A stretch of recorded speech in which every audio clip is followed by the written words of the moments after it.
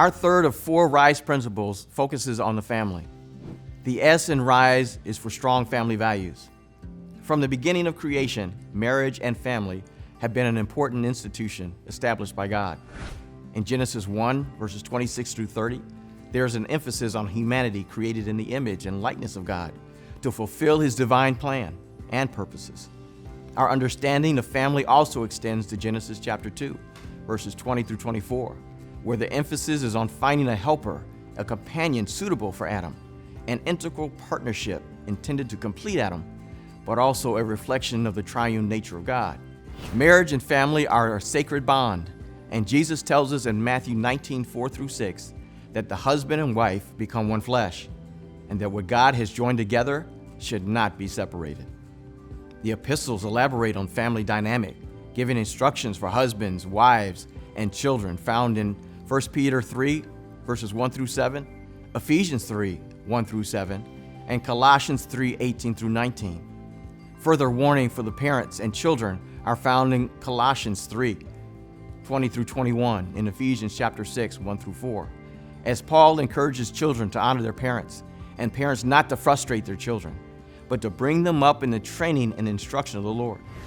Frederick Douglass understood the ramifications of unhealthy families and lack of values when he said, "It is easier to build strong children than to repair broken men."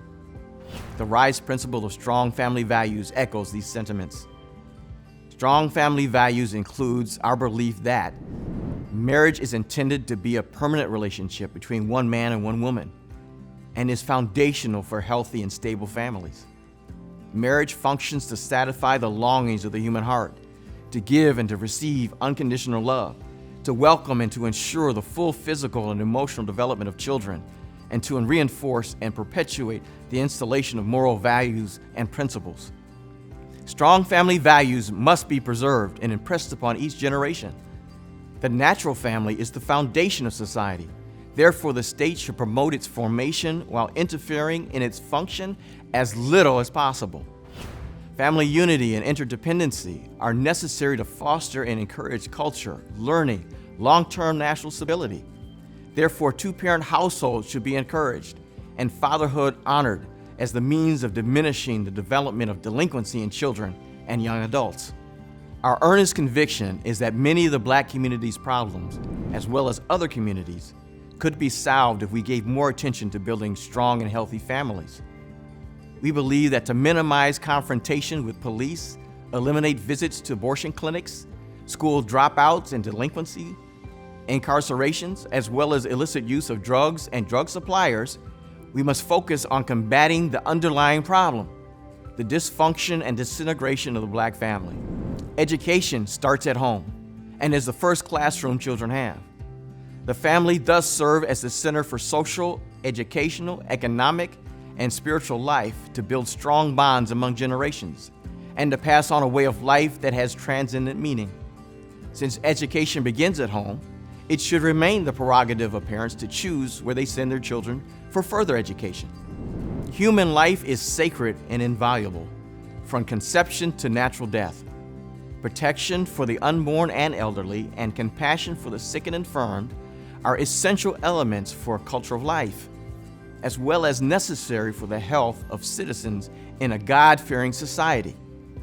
The free exercise of religious faith is paramount to the health and the well-being of a free society. Government is prohibited in the establishment of any religion, but also banned from interfering in the practice thereof. Citizens therefore should be free to worship and practice their faith as they choose without fear of governmental interference, coercion, or manipulation. The church is the extension of the family and the instrument for the work of God to impact societal values. Duty, honor, self-sacrifice, love of neighbor, and country are some of those values. But equally important are the pursuit of justice and equality before the law. It is the church where the disenfranchised and the marginalized find redemption, restoration, forgiveness, and reconciliation before God and man. Let me take a moment to quote a few well-known people who agree with our assessment of the family. The only rock I know that stays steady, the only institution I know that works is the family. Lee Iacocca. There is no doubt that it is around the family and the home that all the greatest virtues, the most dominating virtues of humans, are created, strengthened, and maintained. Winston Churchill. The family is the natural and fundamental group unit of society. It is entitled to protection by society and the state. Eleanor Roosevelt. At the end of your life, you will never regret not having passed one more test, not winning one more verdict, not closing one more deal. You'll regret time not spent with a husband, a friend, a child, or a parent. It was Barbara Bush. Of all the rocks upon which we build our lives, we are reminded today that family is the most important. That U.S. Senator Barack Obama. These strong family values are inevitably a reflection of the strength, courage, and the power of its people.